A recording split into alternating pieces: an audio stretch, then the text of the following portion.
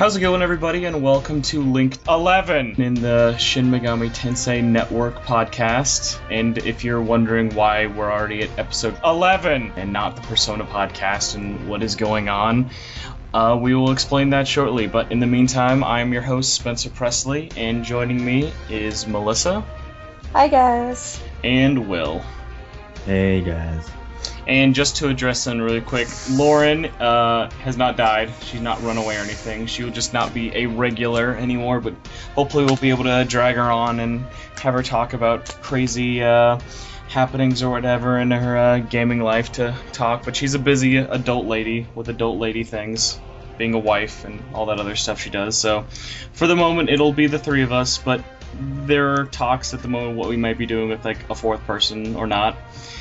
But I guess so, going into all the big stuff, instead of talking about what we've been up to, and I think, did we do the last episode, like April or March? April, yeah. Okay, so it's been like 3 months. Not 3 Something months. It's been way too long, but there's been a lot of stuff kind of going on. I've been planning on transitioning the show, if you've been following the Facebook group at all, from the Persona podcast to something new, and so that way someone could listen to our show, because I always would be hearing from other people when I'd say, hey, we run a Persona podcast, they'd be like, oh, hey, do you talk about other SMT games or any other kind of stuff like that, or is it just Persona? And obviously, if you guys have listened, we talk about much more than just Persona, so I thought a name change would be kind of fitting with that. Mm-hmm. Yeah, and so me, Melissa, and Will all sat down and bumped out a bunch of stupid names, asked you guys what you guys might like for names, and once we got rid of all the dumb names and repetitive names, we decided to stick with the Shin Megami Tensei Network, which was thanks to, I think, didn't both of you have it? Like, both of you had it at one point and then suggested it? Or was it Melissa who had it first? I think I was the one that suggested it first. We just both agreed to it. Yeah. Mm-hmm. Yeah, that was it. Although I kind of find it funny how when we started, we were the first Persona podcast, and now after we started, there are a couple other like smaller ones out there still, but now we're the first and only, at least at the moment, SMT podcast. Well, I know there's one called SMT like FM or something. I don't remember the name completely, but oh yeah, are you talking about Social Link FM? Yeah, that. Yeah, that's Persona only. Oh, okay. Yeah, that one like started out of NeoGAF. Yeah, so we are the only, at least at the moment, SMT podcast. But the only thing that's going to change is we're still going to have the same show order, talking about news, all kind of Persona, SMT, and probably dabble in other related kind of games you guys might have interest in. Or other Atlas things. Yeah, any things like that might be. Because we did do the Catherine thing. I'm like, we could always do other Atlas games and do you know. Just dabble in stuff like that. But everything else will still be the same. The Twitter and Facebook group are going to change. The Tumblr is going to change. The Blogspot is all going to change.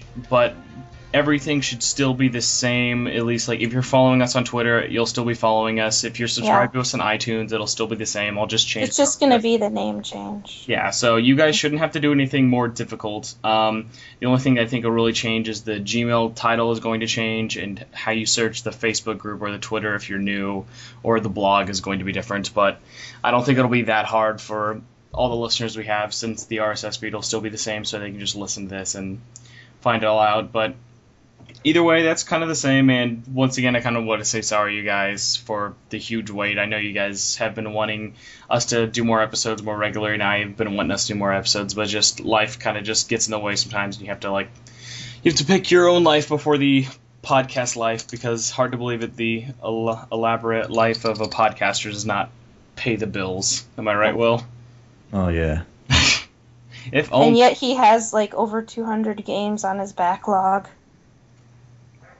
Yeah, how many games are you up to now, Will? Like, you just counted them all up recently. Yeah, like 400. Okay, you know what? Right now it was just 415. Because I just Where picked up. Where are you getting those numbers? He's hand counting them. Yeah, I'm hand counting them because I downloaded a database. Oh, okay. And I see what you're talking about. I thought you meant like over 400 physical games. I'm like, yeah. what? Oh no, those are physical games. But they're digital games. Well, are they all, or is it a mixture of the two, Will? It's a mix, but 90% of them are physical. Ah. Well, I mean, I think at this point we're kind of just known to be stuck in backlog hell forever. Mm. At least I would be. Yeah, I trust me. Well, at least you won't have nothing to play. I mean, just pick up something random and be like, hey, I haven't played this yet. Yeah. All right. Well, I guess kind of. Well, also you've been picking up a lot of old SMT games recently, right? You picked a bunch off eBay. Oh yeah, I got I recently picked up the 2 Devil Summoner games on PS2, and I'm gonna plan on streaming those sometime soon. I also picked up Devil Survivor Overclocked and Devil Survivor 2 Cool. for the 3DS and DS. Now I have to ask, did you get Digital Devil Saga? Because that's like my favorite of the PS2 ones. I got both of them, yes. Okay. But I got those like 2 years ago. Oh yeah. And did you have Nocturne, or did you buy it recently? I bought it while I was in America, actually. Oh yeah, you're right. Huh. All right, well, you definitely have over like 1,000 hours of RPG stuff right there, and you're still planning on getting SMT and Soul Hacker soon. Yeah, that's still a way for my copies to get here. Yeah, I forgot about that. All right. Well, I guess something not something not Shin Megami Tensei related. Melissa, have you been playing anything in particular? Like, what's one game you've been playing recently you might want to talk about? I got into Tekken Revolution a lot. You know, I I was surprised how much I downloaded that the first day and then deleted it as soon as I started playing.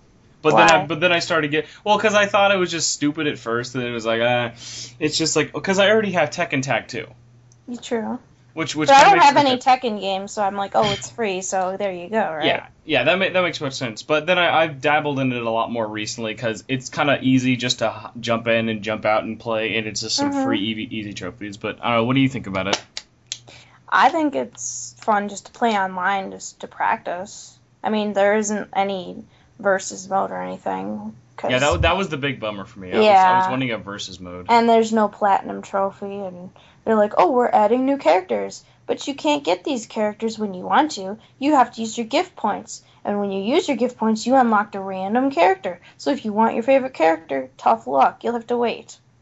Although I will say it was kind of interesting. I don't know if you saw, but at Comic-Con they announced that one of the new characters for it will be some vampire lady.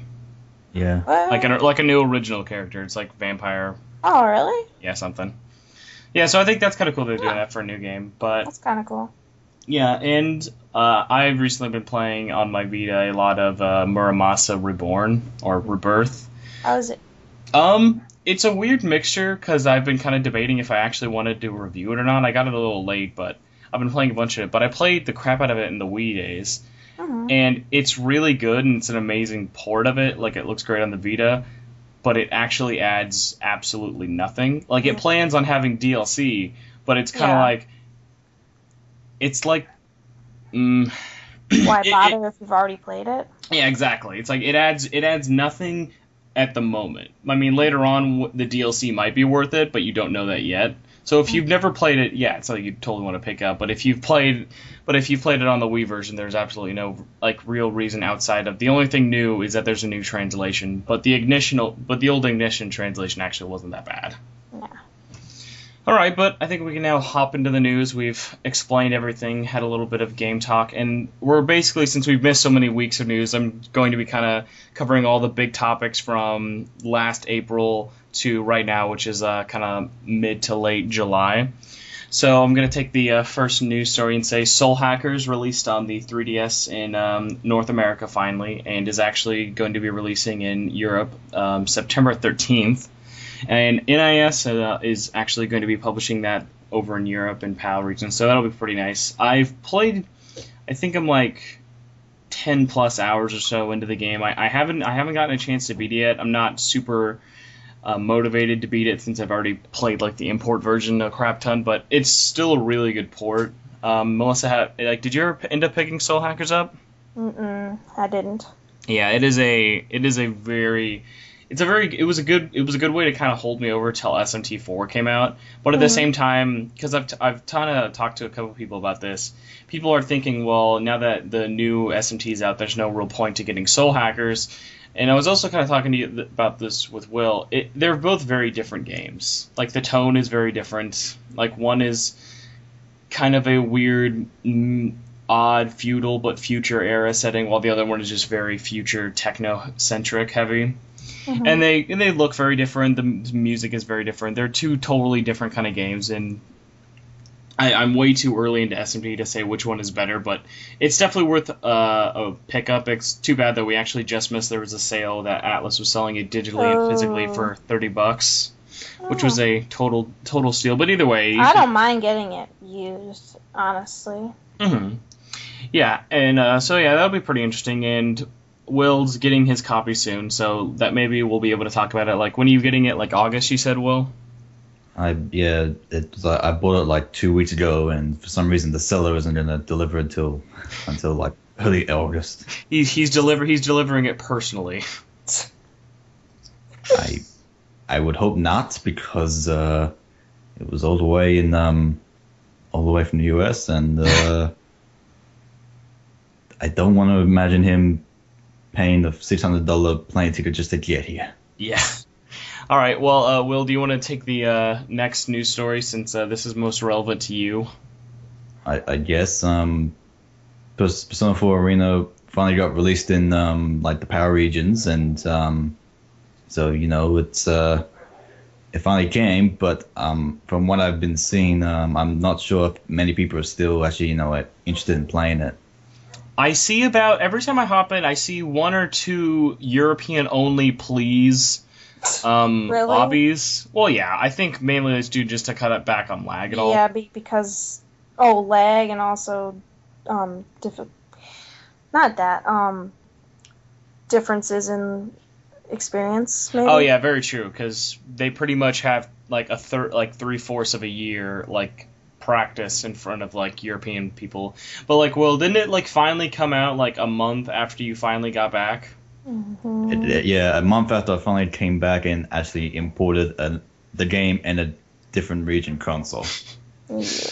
Well, that totally might have been worth it. Well, I mean, I can definitely say it was worth it, because now I can also watch imported DVDs and Blu-rays, so yay for me. Yeah. Well, I thought all PS3s were region free though. Not to.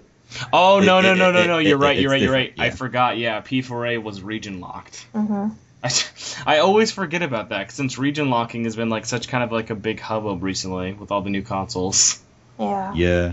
Oh, wow. But yeah, so that's finally out worldwide, so I think it really bit Zen United in the ass by releasing it so late. I don't think they wanted to. Obviously, it's been kind of a big issue for us, and has been a heated discussion. I've actually reached out to Zen United trying to like get an official like word or comment or even like an interview talking to them about it, and they have not been willing to really comply too much. But hopefully one day we'll kind of find out what the story about that was. But yeah, from what I've like seen in European game charts, it didn't top anything super amazing.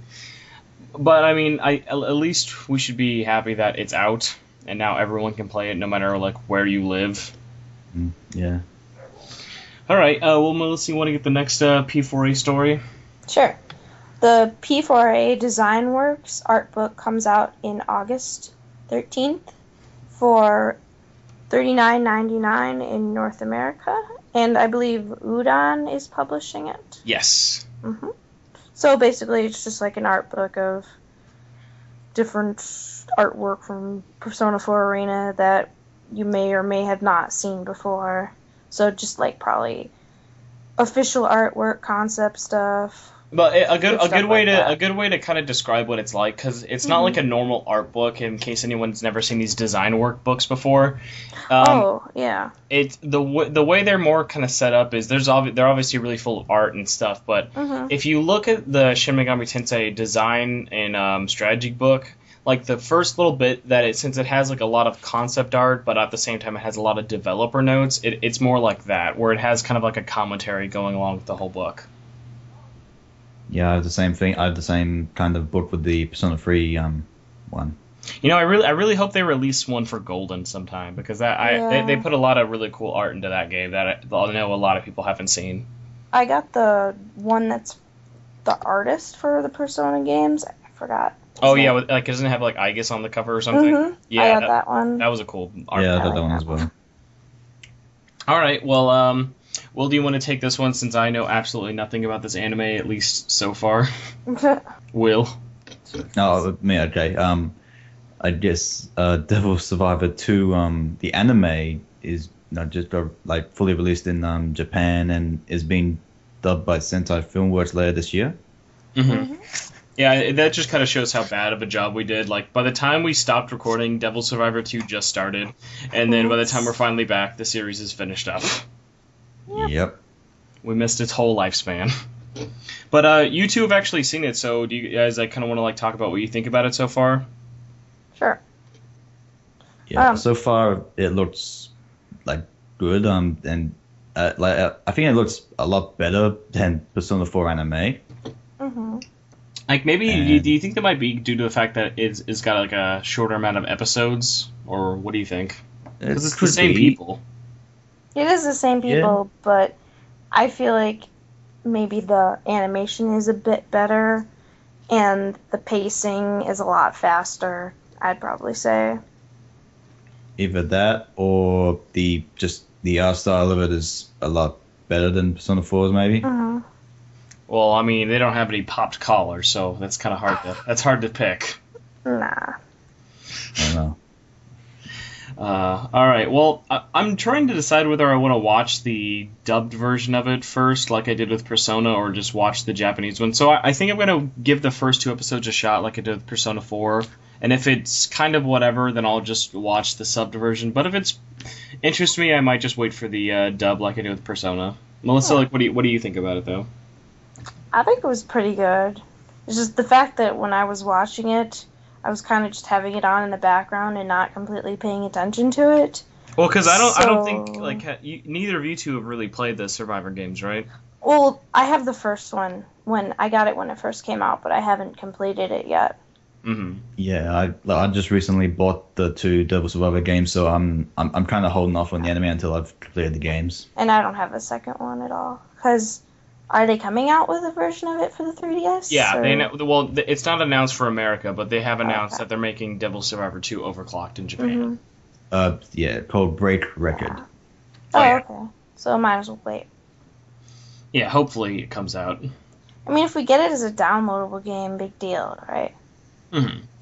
All right, and the next big piece of news is that Shin Megami Tensei 4 has released in Japan in May, and now this month, July, North America just got it, and I think it was pretty great that this is probably like the shortest amount of time we've actually gotten a main RPG title out, and I think part of that might have to do with Nintendo backing this game. Mm-hmm.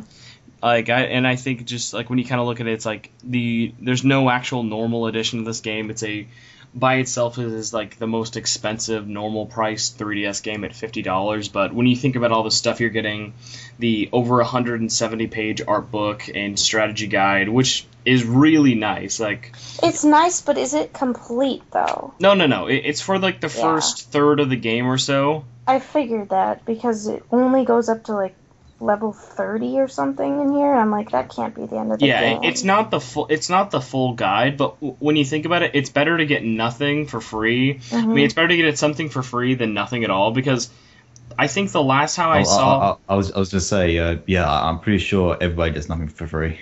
Yeah, everybody gets nothing for free. No, but it was like, think about it. It's like, I cannot think of the last time I've seen I cannot think of the last time I've seen an Atlas game get a strategy guide since like maybe Persona 3. Yeah. There's a nice list of all the demons in here and shows their like there's a really good fusion chart too, which actually does include like all the demons in the game. So while the story of the game, like, it's not gonna have answers for everything, and I think it is good that they do have that in there. It's kind of, I don't know if did any of you guys buy Demon Souls when that first came out? No. Okay, well, when that came out, like everyone knows Demon Souls was a very hard game, much like Dark Souls and stuff. Atlas actually included the strategy guide as a part of the main game because they knew the game was so hard. And I think it's the same way because I don't know about you, Melissa, but like I'm dying a lot in this game. Are you on like the hardest difficulty?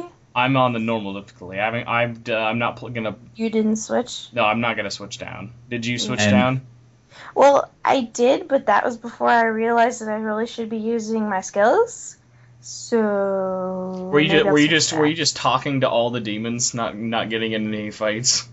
Well, I was getting into fights, but it was kind of before I actually had any skills that were transferred from my demons. Oh yeah. And I was also getting into a bunch of different things when I was talking to them. So I was trying to get Pixie, and it was like stealing all my money, and it's like, okay, I just want to see you die, blah blah blah. How cute you look. And I'm like, okay. So then there was one demon that really amused me. It's like, so what kind of human food is good? And I'm like, my mom's cooking.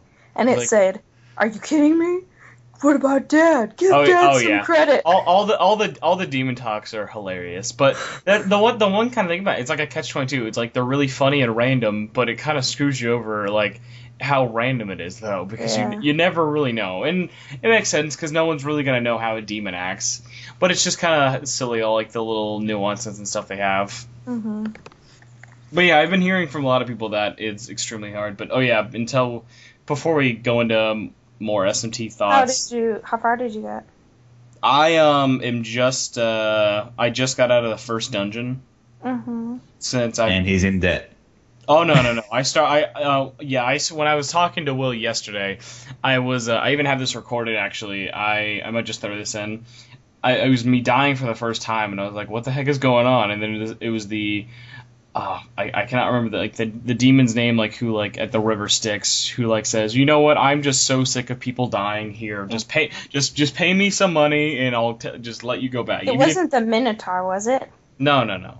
Are you that far? No, I'm not that far. Okay. And it was and I was just like so confused the whole time that I was like, I just died in a heartbeat and I just lost all my money like buying this one demon to join me that like I had like 70 Makra, and he was like, oh, I'll give it for like 750 Makra. And it was like, oh, go, thank you. Now let me just be in debt. Would you like to use your play coins? And I'm like, sure. Yeah, so I ended up just, I played a little more, but then I was about to die again, and it offered me baby mode, and I was like, alright, I'm just going to load my last save, because this is insulting. Mm-hmm. So yeah, I've been slowly working my way through the end of the first dungeon. But I also wanted to say, for all the European and PAL people, I found out that it is releasing September 19th, but NIS is not releasing it, and actually Nintendo is releasing it worldwide. Oh. Which is kind of interesting, but everyone, all the regions will be getting the same version of the game. So it comes with the game, comes with a 8-track soundtrack, which is actually really good if anyone here hasn't heard it, and a design book. I think that's all. Design book, game, art. Strategy design book. Yep. And so yeah, for $50, that's pretty good. I'm not sure what the European price is, but it all varies and stuff by wherever you sell. So yeah, the game has been super good so far. Will, when are you getting it? Like in a couple of days, or? I believe it's a couple of days. Yeah. Yeah. So we'll have it by the next time we record, and by the next time we record, so this way we'll be able to sink a lot more time into it and all that other goodness. Mm-hmm. All right. Then we'll. Oh, what, Will? Oh, I was just about to say. I just hope that it'll time me like over. Instead of me worrying about other things, because I'm getting a new PC in a few days.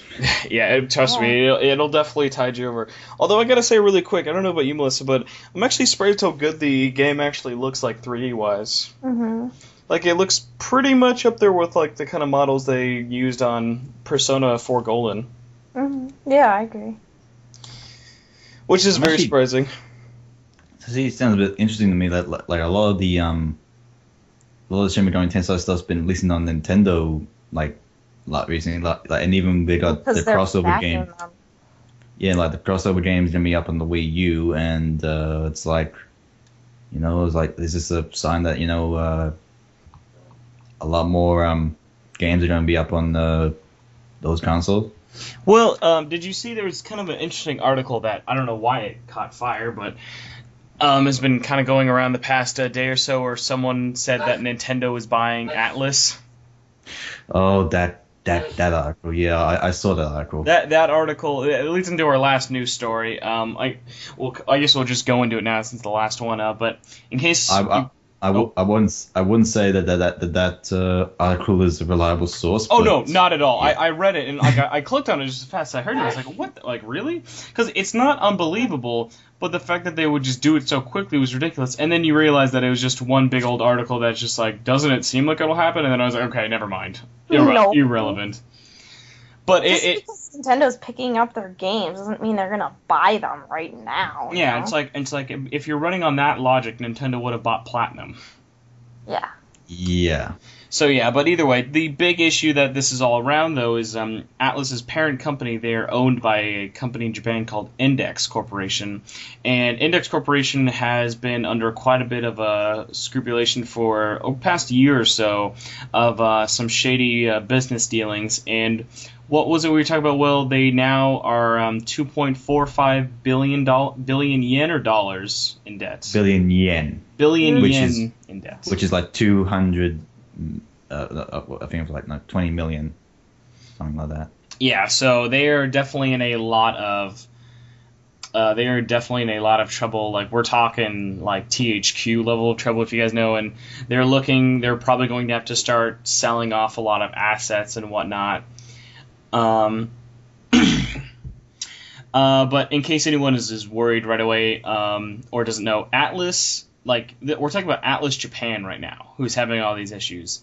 Atlas USA, yes, it is owned by Index and Atlas Japan, but they are still two separate companies who have two separate business departments. While they are funded by the other one, all of these things, at least for the time being, are not affecting Atlas USA at all. So we're still getting Dragon Crown next month. We still got Shin Megami Tensei 4, and we're going to be getting Entry Nazi. So all the planned releases they're still the same. So no one should worry for now. But hopefully nothing too bad goes on. Like, the worst thing that could really happen is nothing could mess up Atlas USA, except if Index started selling off the developers. If Index starts selling off their development studios, then things could get kind of complicated, because then Atlas USA is basically going to have to follow wherever their studios go. Ugh. And if it goes to EA, we're fucked. Well, EA is I done. highly doubt that would happen. I know. Yeah. I'm just saying the obvious. Oh yeah, What, but do we need Persona 4 Soccer Edition? Is that what we need? that would be fun if it works with Mega Man. Although, funny enough, I would play that. Would be kind of fun. All right, so yeah, so it's kind of been a big point of interest and stuff, but it's really just gotten me thinking, though, like, with all of this stuff kind of going on, like, who would I want, like, if Atlas couldn't own, like, the Persona developers or the SMT developers, who would be a good person to buy them? So I guess I would actually say. Actually, no, they're already fucked as much as this. I was gonna say Namco, but no, they're already fucked. Yeah, Namco's such a weird. Like, I love them so much, but then they just do stuff that just gets me so angry sometimes. Them forming with Bandai, did that make you angry? No, not angry. The things that make me angry is their original IPs they do a great job with. When they have licensed properties, that's when they really start dicking around. Yeah, I agree with you. No. The fact that they don't like to license things over here, and yeah, I mean, I'm honestly surprised that they drew the short end of the straw, and I don't know how they even were the ones to release Project Cross Zone, but I mean, obviously somebody had to do it because they knew there was a market for it, but I was actually surprised they did it. Yeah. So, but Will, so your bet would be that they'd probably go over to Namco, or who do you think would be good? I was going to go Namco, but then I realized, oh wait, this is Namco. Forget that. It's kind of weird, but I don't know. I mean, like my other options would either be with Square Enix, but I think there are already enough trouble as it is to, instead of merging with yet another company. I wouldn't want to bother them right now. Yeah, not now. They're too fixated on their mobile games. Yeah, and I don't think Sega's up for that anytime soon. Oh no, yeah, they're very not happening at all. Well, Melissa, who do you think would be a good company to buy Atlus's developers? I'd say probably for SMT games, Nintendo could probably do it.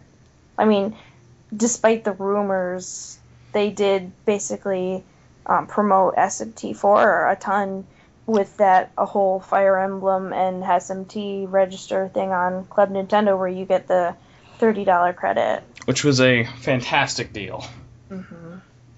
Yeah, and in case anyone hasn't done that, actually, I don't know how this would be the first time here, but if you have a copy of SMT4 and Fire Emblem Awakening and register it to Club Nintendo, this is only for North America, though.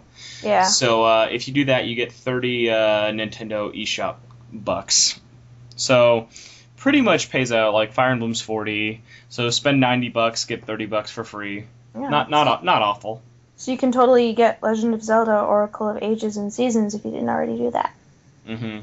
And if you want to be like me, just buy one of them and beg every single one of your friends till you find someone who hasn't used their Club Nintendo code and get it for free. I was wondering why How you long were did that bugging me take? about that. I think I made about 20 phone calls in half an hour just begging anyone. I even got so desperate I called like GameStops and stuff and said, hey, do you guys have any copies of it? So I would be like, if they had a copy, I'd be like, oh hey, cool, can I see that box for a minute, write down the code and leave. So bad. Luckily it did not it is depressing what I would do for free money when it comes down to it. Yeah. Alright, so you would do Nintendo. Will, you would do so who did interesting Square? I don't know who would do it because I mean, just a lot of people just aren't up for it right now.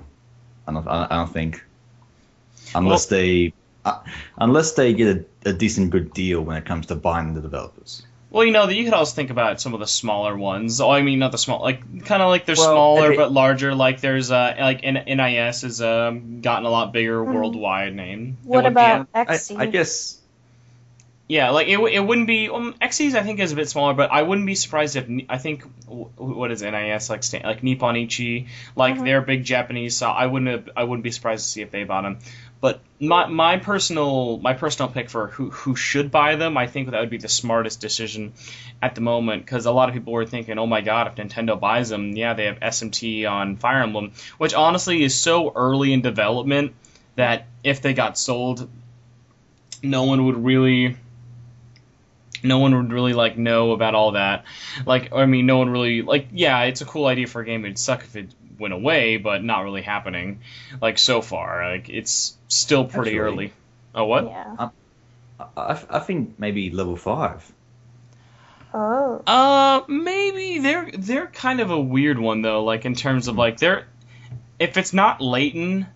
Or, well, hell, yeah, pretty much. Layton's like their only big property. Everything else of theirs, like, that's been big has kind of died or is, like, smaller developer. Or they just have, like, one-time games and stuff like that. Like, they have, I see what you mean, Will. They have very, it'd be an interesting. Like, I mean, they have the, like, Inazuma 11 series and also, Those are in Japan, though. Do those even come out here? Some of them came out here. Okay. Yeah. All right. Well, yeah, but my pick. Actually, I should clarify that those will get released mostly in power regions and not in not in North America. Yeah. Okay. All right. So my pick, though, as I was kind of thinking about it, I think Sony would actually be the smartest company to buy it and get the most out of it when you think about it. Mm-hmm. Because one, Sony is clearly on a hot streak with the PS4 and the Vita at the moment, and I think like. Who knows what games like P4G could have done, like if they had Sony's official backing. Like that game sold well already, but like if that was like it, like Persona is clearly known as like a Sony kind of console thing, and adding that, putting like SMT games back on there because those are like the old SMT games were actually really big in the old PS2 days. Like what did you buy? Like 4 or 5 like PS2 SMT games? 8. Yeah, exactly. and a lot of those are old PS2 ones. So I think Sony having an internal first party studio, or even if they just like buy it as like a second party studio, they'd have a lot to gain from it, while not being as restricted as Nintendo. Because working with Nintendo, I only really see a lot of developers, like the only ones I really see doing it right on kind of an Atlas-y level with like Persona SMT team would be like Monolith Soft, but they take such a long time to release all their stuff. It's like Nintendo is such a formulated machine, it's kind of hard to imagine the Atlas brand fitting well in there.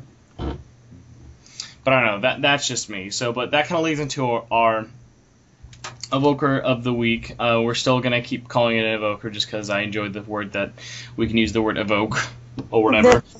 So yeah, the Evoker this week is going to be with Index going through all the financial troubles. How do you think it will affect the Atlas brand? Or basically, to make it a little simpler, if Atlas had to be sold off, who would you like to be sold off to? So we'll post that on Twitter, the blog, and Facebook group. You guys can answer that there. And yeah, I guess anything else you guys kind of want to say about the whole financial trouble situation before we move on to questions? Basically, if something happens, I think someone's it gonna have kind to of buy. sucks though. Like I It really does suck. I really wish like we I knew kind of like, took what it Index really was lightly, doing. though. Yeah, I think a lot of people aren't realizing like how like serious it kind of is, and obviously it's something you need to like lose sleep over. But it's just like you gotta wonder like what kind of like odd shady business things are going on, or like maybe they're super underpaying and overworking developers. So who knows what kind of work environment it But is. yeah, if you don't work for the company, just don't worry about it. Just go on with your daily lives and play Persona games and SMT games. Okay. Okay. All right. Well, Will, do you want to take our first question from Ben? Yeah, I guess, Ben Gordon says, has Persona 4 Arena been released worldwide and made you feel to play more, or has it not even affected your playing habits? Which, I'm going to say, depends if you're beating on a fighting game, because, we recently got, especially on the Facebook group, a new player of Persona 4 Arena who's beaten fighting games in general. And hasn't played the other Persona games yet. Mm-hmm. Oh yeah, and also on that note, big thanks to all you guys. I know I've kind of lacked, but you guys have been awesome at continuing Fight Club and just honestly playing. Some of you guys are playing P4A every day, just like honing your skills. We even had like a little get-together party for Evo and stuff where we all just like sat in a lobby and chatted it up watching the P4A finals. And in case any of you guys didn't see it, I would recommend watching, just searching Evo 2013 Persona 4 Arena Finals. Yume ended up winning, and if you guys don't know who he is, he's an Aegis player from Japan and totally annihilated everyone there. Like he was a train, an Orgia train. I don't know. Well, Melissa, what about you? Have you been like more? Because you've kind of been like falling out of it a bit, haven't you? Like, well, the thing is, after I got a fight stick, like I couldn't play for some reason. It was like the controls were all messed up to me. When did you end up buying a fight stick? Back in May. Well, which one did you end up getting? I think I got I don't remember what it was. It's not Mad Catz. Is it Hori? No. Adark? Yes. Okay. It's the Adark, but I realized I could do the whole spinny kick thing with Chie, but I was having problems dashing. I don't know why. I was even having those problems in Blaze Blue. Well, because this is your first stick, right? Yeah. This has been a big thing I've talked to a lot of people about on the Fight Club before. Transitioning from stick, from pad to stick, is very hard. It's hard for certain games, but when I play stuff like Tekken and Street Fighter, it's perfectly fine. Yeah, but games like you're saying, like Blaze Blue and Persona are very dash-heavy games. Mm-hmm. That you need all of that to really kind of make a difference. So it's really games like that you gotta just honestly stick with it. And as much as it sucks and you're gonna feel like you're awful at the game and want to just go back to pad, if you stick with it, you can learn a lot more intricate things. But at the same time, people always think that playing on pad you're like at a handicap, and there are some amazing pad players out there. So it is really all preference. It is a very expensive preference, mind you that, but for some people like me who grew up playing fighting games in arcades, it's just something you feel more accustomed to. Yeah, that's pretty much what the whole thing about the fight stick's about. Is because like people so just playing in the arcade, they feel like if they had that actual control stick at their house, they feel like they could play as well as they did on the arcades. Mm-hmm. All right. Well, Melissa, you want to get the next question then? Sure. This question is from Taylor Dinsmore. What are your opinions on the Devil Survivor 2 anime? Well, obviously we kind of went over that earlier, but do we have any other opinions on it? No. I think we pretty much covered it. Yeah, But when we're looking for more filler information, we'll definitely next episode is going to be all SMT. Maybe the episode after that we might have one that's talking about Devil Survivor, and then after that talk about Soul Hackers, since we're kind of catching up. And that's kind of the nice thing, because since these games are so long, not everyone gets to play them right away, or it gives everyone enough time to kind of get farther into them. So we'll definitely we have content to kind of fill us out until the next big games and whatnot. So don't worry, we'll be able to talk about it soon enough. Yeah. All right, and the next question comes from Jamie Rose. Any Persona 5 speculation since the website has been registered? Also, can we get some more commentary on Trinity Soul? And I replied to that saying maybe next Christmas, but that is something we will never make a regular thing. Yeah. I don't hate myself that much. I personally wouldn't mind myself doing a commentary on Trinity Soul. Like by yourself? The will only Trinity Soul No, commentary. it wouldn't be by myself. Of course, I'd have someone there. Sure. Someone obscure. Someone with their hands in their head. Maybe. Sad. Well, I guess Maybe. Going into the Persona 5 speculation, it's kind of been around a while. Companies register these websites all the time just due to popularity. I think the Persona 5 website's been registered for maybe 1 or 2 years now, so it's not anything new, but you might have come across it. Companies do this all the time. Like Sony has just recently registered The Last of Us 2 and 3, even though we have no idea if that is even going to get a sequel. It's just, if it's popular, you'll probably get something. And people who are wondering what they might hear next about it, I'd say stick to Japanese only events. This is going to be Atlas knows this is their big money maker. It's even bigger than SMT. SMT it almost got there, and it is sold really well, but it still doesn't do Persona numbers. So they're definitely going to make a big spectacle once they officially announce this thing. Mm-hmm. But like we said, the company's in kind of financial troubles. It is their biggest game in development right now. So maybe see something at TGS, or at the very latest after that, Japan. Jump Fiesta. Yeah, maybe Jump Fiesta. Some of the bigger events. But yeah, Atlas is known for having a pretty big presence in TGS, so that'd be the place to look, which is in September. So we got about 2 months till that happens. I don't know. All right, Will, you want to get the next question then? From Daniel Olsen. He writes, if a sequel to Persona 4 Arena was released, who would you want it to be, a fighter, or would you want it to be an RPG? If it was a fighter, how do you think that would work? I can hardly imagine the characters fighting each other without really pushing the boundaries of the story. I'm guessing he's talking about what happened at the end of Persona 4 Arena. Yeah, since there was a bit of a cliffhanger. Now, has everyone finished the Persona 4 story? I mean, P4A story at this point? Yep. I have. Okay, yeah. So spoiler talk. Yay. So can that happen? What do you like after the ending with nameless villain leaving himself, kind of the P4 the Persona 3 team kind of going off doing their own stuff, and the Persona 4 team kind of wanting to join the battle but not really sure what to do. Definitely kind of leaves it open. And they're like, okay, let's go to Tatsumi Port Island. We should find something there. Yeah, so definitely leaves yourself open. I don't know. What do you like? What do you guys think? Would you prefer a fighter or an RPG more? I don't know. I'd probably prefer another RPG. I thought it wouldn't be too bad, It but wouldn't be. again, as he asked, if we're doing that, then we're gonna like the way the story, like was splitting off. It'd be kind of hard to do it since the Persona 4 team is splitting off from the Persona 3 team, and it would be Yep. hard to have like certain battles with the characters. Oh yeah. So you wouldn't Like they definitely couldn't do the same idea again with Yeah. P4A. Yeah.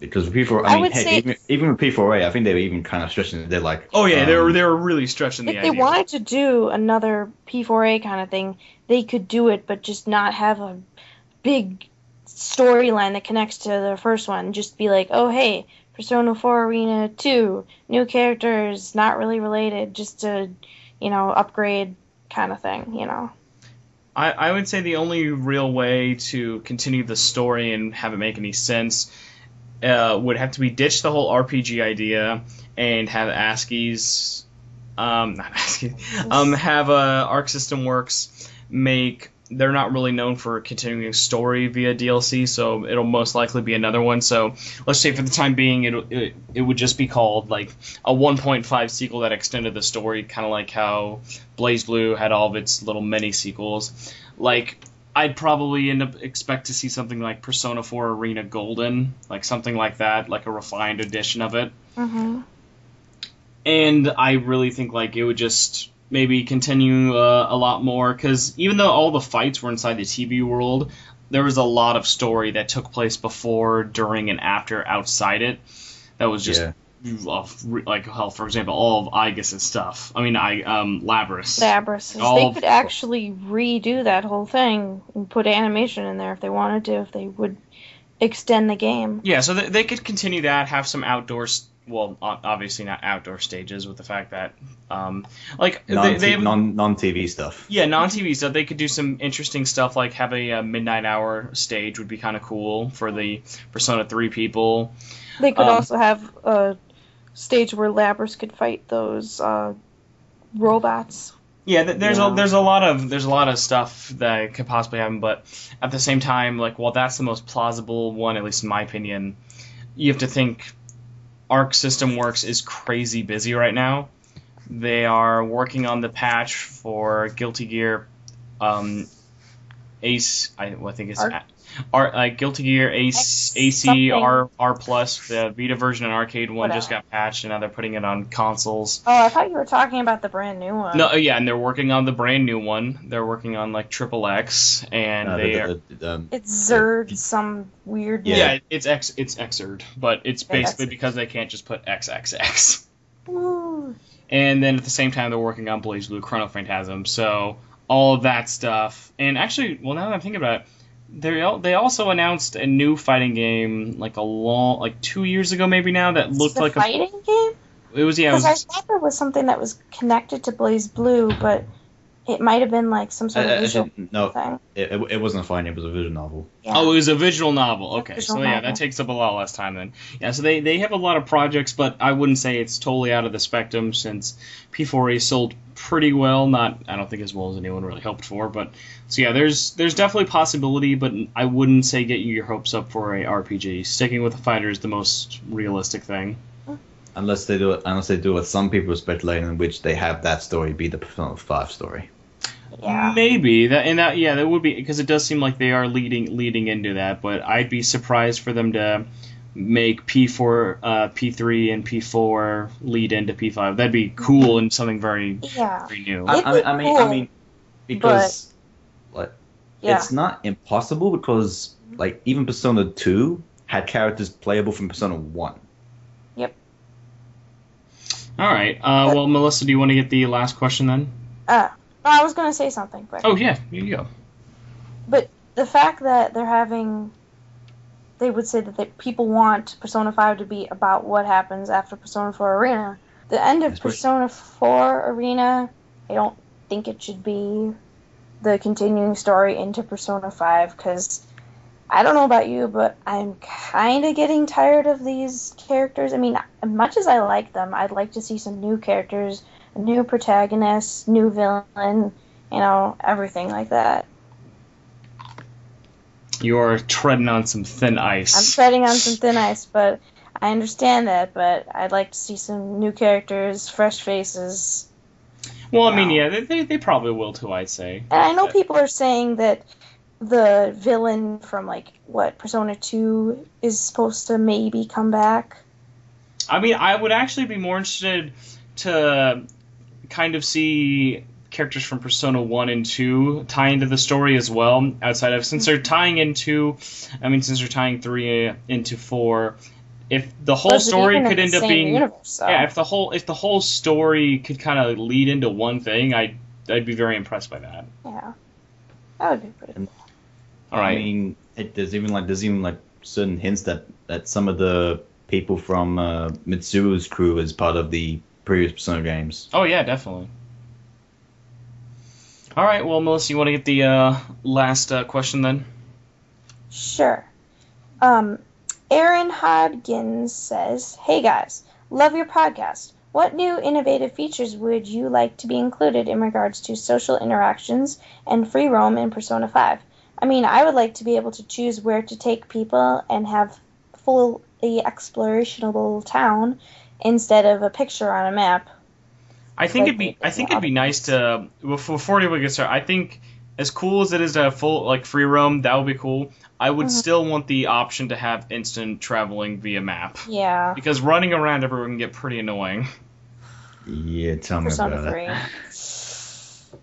I don't know how many times I got lost in that school. Yeah. So what do you guys think of how you want the interactions and of the world of P5 to be? I think this is kind of a bit weird, but I think they should kind of include a sort of social networking feature in the game, kind of like a message board where they have I guess the main characters like the actual Persona team, party members just hang out. Mm-hmm. I mean, if it was on the Vita or something, they could take that whole assist sort of thing to the next level and say oh, send me messages and here are the characters in a social kind of link area, Yeah. Or they, if they had it on PS4, they could do a whole online thing where you could with the whole share feature. Yeah. Yeah, a lot of cool ideas. Upload your gameplay and give people tips, stuff like that. I'd say one of the more interesting features, not anything relative to combat, more social features, would be interesting is I want to see, we've talked about this before, a fully customizable protagonist, male or female option from the bat. Yeah. Not looks-wise. Outfits would be cool, though. The ability to actually not just have a set group of friends, and I know it's a lot more work, but obviously, Really? well, I think it'd be cool, say, hey, instead of just having, you have 7 friends in the whole game. Well, it's kind of like that in Persona 2, where you have to go on different side missions, or you won't add different characters to your exactly. team. Stuff like that, kind of like how Mass Effect did that as well, where you have to, go do, quests to, get people, and you could totally just skip people. So, kind of, instead of just being, making your friends part of the story, making that optional and making it incentive and more fun for you. So you think that maybe you should have a thing where all my friends are optional. I'm just gonna be a lone wolf. Well, yeah, you could, and that could be interesting because you could be. having a lone wolf option and make the game a lot more difficult. But then think about it: if you make it a lone wolf option, then say, hey, you have 4 slots in the game. You can put friends there who can have their own personas that special powers you can never get. Or you can play more you put your own normal thing. I'm sorry. Oh no, it's fine. Yeah, I'm just saying, or you could just basically play a normal SMT game does. Yeah. You just have your own demons that you summon. Mm-hmm. You could have your own personas, and what they're doing with SMT4, where you can send one of your demons on the street pass. Maybe you could send one of your personas out, in a message or something like that, and you can share them and whatnot. And provide a little fusion. I don't know. So hopefully that'd be cool, as well as I'd like to actually see more actual interaction with school And Oh, you know what would be cool? outside of tests and whatnot. Like have an actual online mode that's separate from the game, where you could maybe battle different people or That stuff's really hard to like perfect in RPGs though. Yeah. That's the one thing about it. Especially when you have like ridiculous levels of grinding. Yeah, seriously. Involved. Like I remember any sort of like strategy game when multiplayer gets involved, unless you're at maxed out or even exactly with that person. Yeah. Like there's no strategy. Actually, ironically, in strategy games, there's no strategy to win. If you're more powerful, you win. Well, they could have like a boss challenge thing again. Oh yeah, it makes sense. There's a lot of different things they could do, and that'd be very interesting to see. But Will, any new features you think you'd like to see? I don't know, just like probably have its own like inverse in universe social network, and because I mean like I kind of want to be like sort of weird where like you're not randomly having people come up to you and say, hey, hey, it's a Wednesday, maybe we should hang out. Maybe instead you have it sort of like you constantly, I guess, choose who you want to improve the social link with. I just thought of something. What if they had an internal clock feature where all the events were real time, and like everything wasn't like, whoop, a day goes by in 2 minutes, something like that.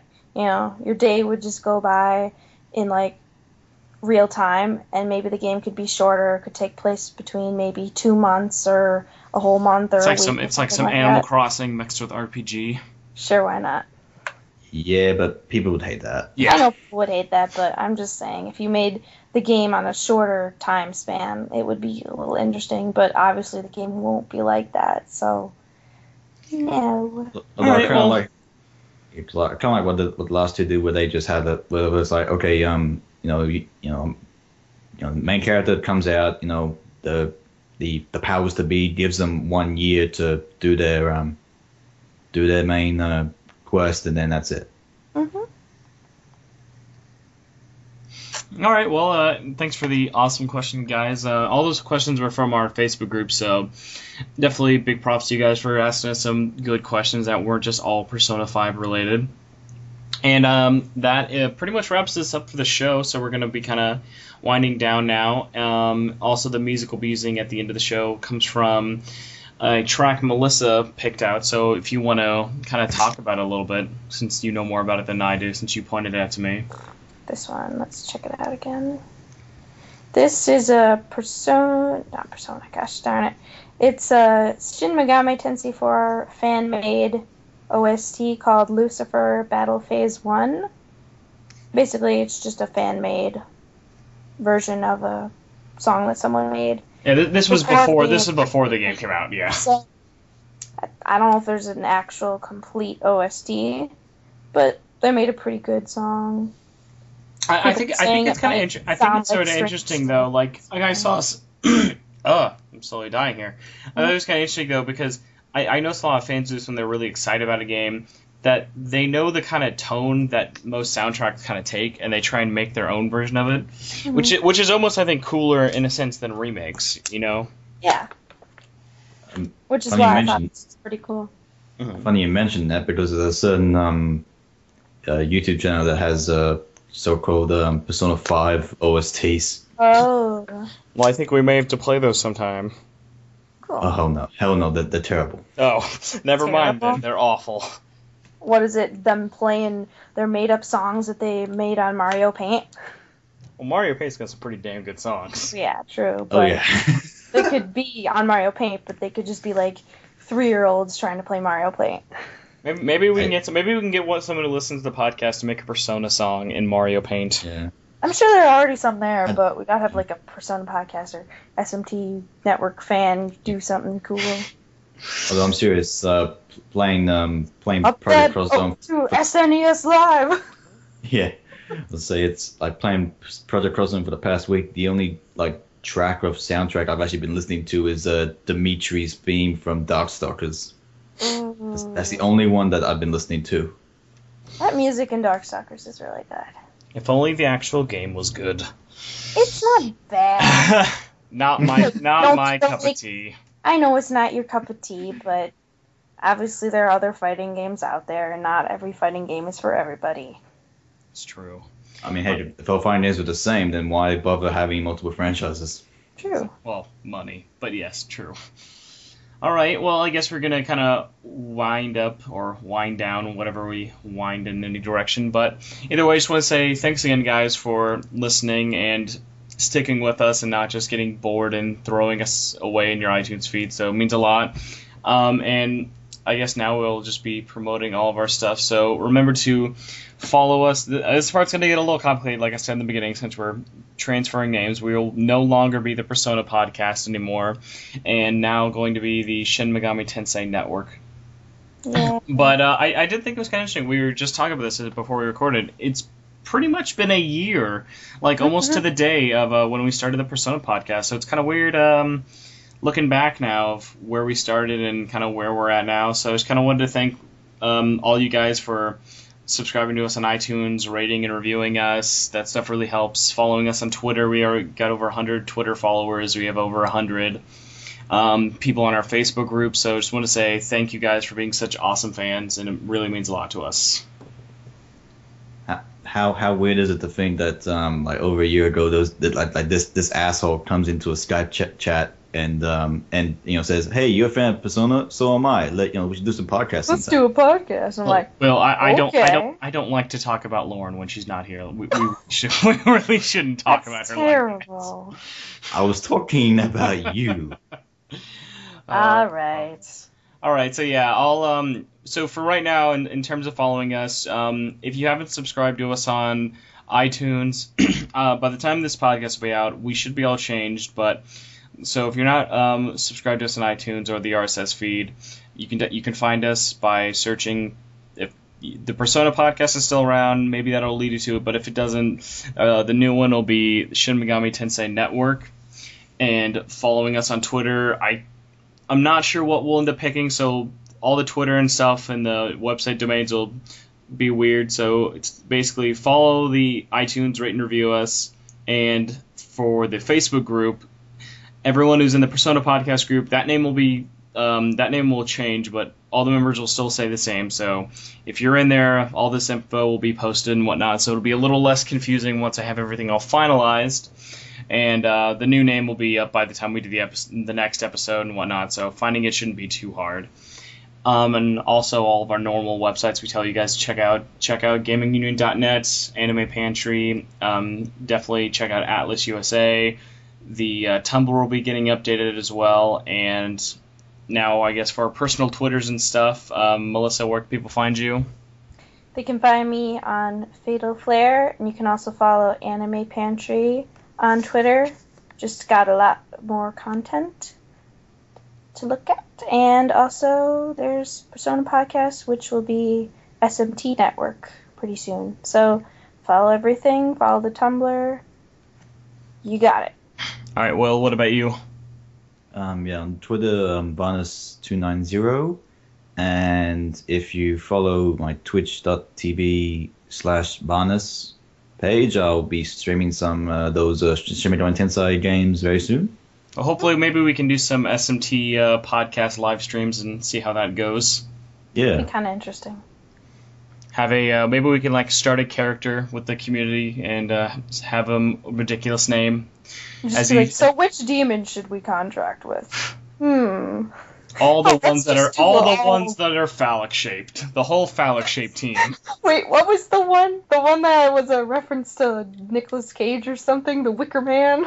Oh yeah, the Wicker Man. Okay. Oh, the team with all Wicker Mans. There you go. Oh my gosh. Yeah, hopefully we can do something with your live stream stuff soon, Will. And you can follow me at Torchwood Forest P on Twitter. Oh yeah, Will. What about your podcast? That's dead. Oh, okay, never mind. It's dead. It's dead. Aww. We don't talk about these things anymore. Aww. All right. Well, thanks to you for ending on us a sad note, Will, with your dead show. So thank you. I don't have a dead show. Oh yeah, yeah, Melissa. What about your show then? We have an Anime Pantry podcast, which has 2 episodes, and the second one will be recorded tonight, hopefully, by me and 2 of my other friends. We're going to be talking about video game news, anime news, probably Evo, because we got like a fighting game nut on it now. And that's it. So follow us. All right. Anime Pantry and animepantry.wordpress.com. All right, guys. Thanks again for all the stuff, and hopefully you guys are enjoying Shin Megami Tensei 4 or even P4 if you guys are still playing it almost a year after its release. And yeah, that's basically it. So thanks for listening. Hopefully you guys will hear from us soon. Definitely will not be 3-4 months till our next episode. Yes. He says that now, but just wait until Christmas. Oh, God. Alrighty. All right, guys. Goodbye. See ya. Are we clear? Now we're clear. Now we're clear.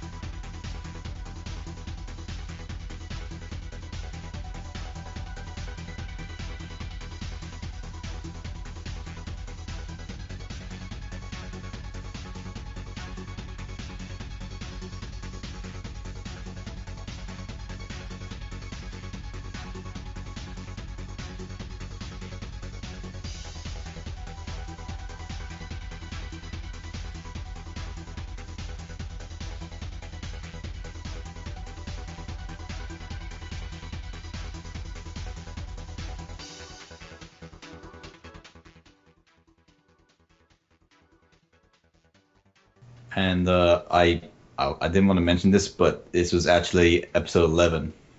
Oh, it's episode 9. I mean, episode 10. No, You're right. It's episode 11. How's it episode 11? Because I think we said that episode 10 was the special that we did with the Facebook guys. Did I never upload that episode then? You did upload it. That's why I'm seeing episode 10. Hold on. Persona? On my iTunes, it's link 10, I love you. Persona podcast Lipson. Oh, you're right. How did I forget that? I don't know. Oops. Oh, it's because the blog never got updated. Oh, whatever. Yeah, you kind of forgot about the blog. That's okay. All right. That's okay. Well, I will just have to do some sneaky editing sneakiness. I guess I'll just put this in, just a very loud at the end. Link 11. And hopefully I don't say that too many times, or else I'm just gonna have to keep putting that in. The most updated thing ever. I was gonna say at the very end, and that's it for link 11. But I kind of just wanted to, do that to you. Thank you for just being the worst person ever. It's okay. It's okay. Hey, just as link 10 says, I love you. I love you.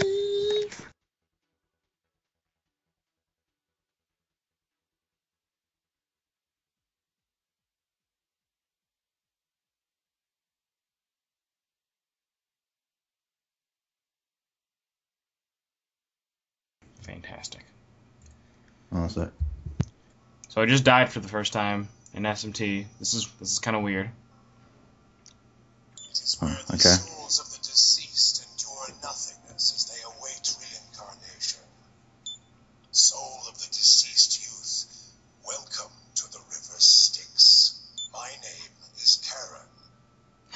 His name's Karen. But that aside, it seems you haven't saved your own life for some time. If your death becomes final, I believe you will suffer great losses. I have a proposal for you. Wouldn't you like to be revived in the world of the living? Do you see this immense mountain of souls? They are all waiting their turn to undergo the ritual crossing of the river Styx. But I can't keep up my dealings with them. Their number increases by the day. My point is, I don't want to accept any more new souls. If you return to the world of the living, it would make my job easier. It will also allow you to be revived in the state you were in just before you died. Well, not a bad deal. The only problem would be that doing this breaks the rules as a ferryman and treads on dangerous ground. But don't worry, Maka opens all doors. I'd be willing to do this for you for a little compensation. You can pay me when you return to the world of the living. Though if you like, I can put it on a tab as well. Come now, don't you have unfinished business in the world of the living? You don't want to wait in line, do you?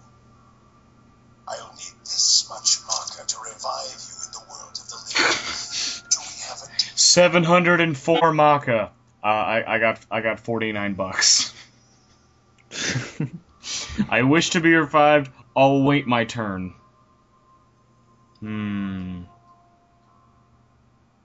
I'll wait my turn. Are you mad? This will only increase my workload. You'll die a true death. Listen, I only need this much Maka to revive you in the world of the living. Thank you for your patron. Well, now I'm in debt. Shin Megami Tensei just turned into Animal Crossing. What the fuck? On the first dungeon. Well then, time to keep your promise. So I take it the game is doesn't disappoint in difficulty. Oh no. Shit's hard. I'll come around again when you gain. Well, that was interesting.